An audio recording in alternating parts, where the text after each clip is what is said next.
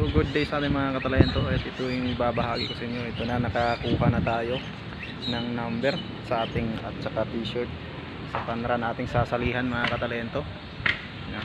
Dito tayo ngayon sa police station dito sa Loon, Bukol. Ito yung ibabahagi ko sa inyo ngayon.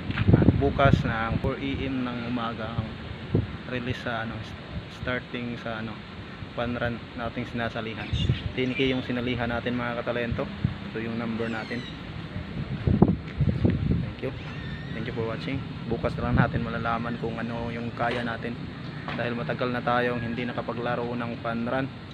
Dati yung binata pa ako noon, tapos mga 5 taon na ngayon na lumipas saka ako nakabalik.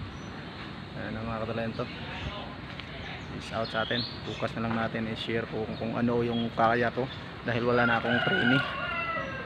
Ayan, mahirap na kasi mag-maintain ng mag-jogging araw-araw, gawa ng may pamilya na tayo. Pero fight pa rin, go pa rin, tuloy pa rin ang ating pangarap sa buhay. Yan ang mga katalento.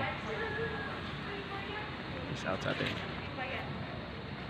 Ay po, ako po pala si Mal Talento na biniyaan ng maraming talento. Dahil sa dami ng talento ko, hindi ko na po alam kung anong talento ang uunahin ko.